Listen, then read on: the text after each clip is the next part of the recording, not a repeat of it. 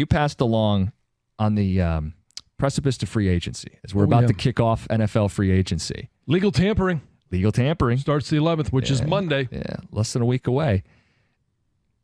How you build a football team. And free agency, people go, you build through the draft. Well, you still want to make a splash in free agency and get a difference maker.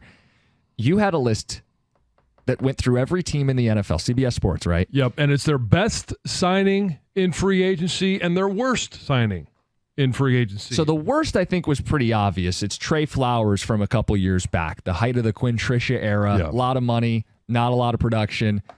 Maybe you fight it, but that to me was a pretty clear-cut worst free agent in Lions history. The best one caught me off guard. Yeah, and when you're talking about the best, all right, you know, in the division, right, Green Bay, they go out and they sign Reggie White, all right, and then you look and you say, okay, well, Denver, not obviously in division, but they signed Peyton Manning. And you've got different ones throughout the course of the NFL. And everybody, you know, within the last, I don't know, maybe 2 decades, I'll even get wild and crazy, go 3 decades.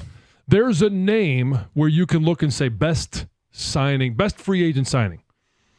For the Detroit Lions, this list goes back to 1959. The cornerback, even before the Fords owned the team, even before there was free agency, this young man at the time was simply cut by the Cleveland Browns. The Detroit Lions signed him. He played for him for, I believe, 14 seasons. And that is the legendary Dick LeBeau. The best free agent the Lions have ever signed. 1959. Dick LeBeau, 1959. I know him as, you know, the legendary defensive coordinator. Right. But of course, most people would. They're really like, hey, he played football? Right. I mean, that's unless you're a football geek, right? That's what you think of as Dick LeBeau, the Pittsburgh Steelers. Yep. And now all of a sudden you're looking, and so I got to thinking, okay, let's bring this back to the current times, Super Bowl era. And even maybe sooner than that. But let's just make it the last 30 years. Best free agent signing that the Lions have ever had, because they're checking off a lot of boxes. Hey, home playoff game, home playoff win, NFC North, hanging the banner, all of those different things that they've been able to do. NFC championship game. All right, they didn't check off that win, and they didn't check off the Super Bowl.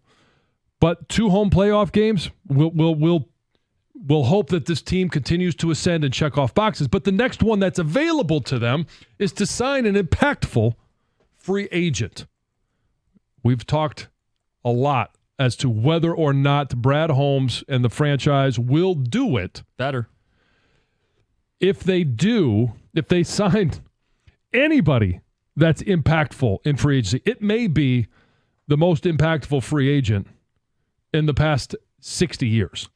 Yes, going back to only Dick LeBeau. You mean to have a guy...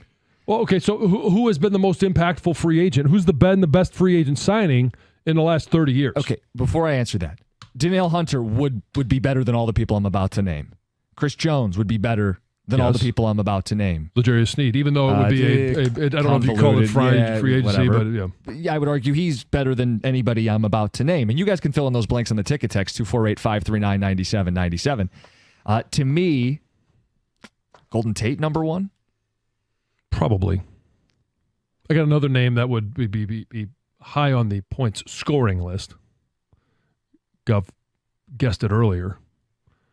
Matt Prater. You with a kicker?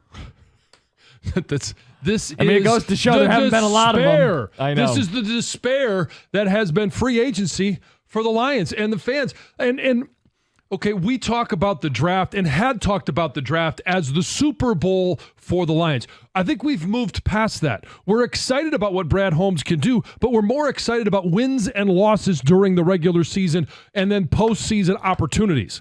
That's not been the case in Detroit for a long, long time. And we are enjoying that moment now.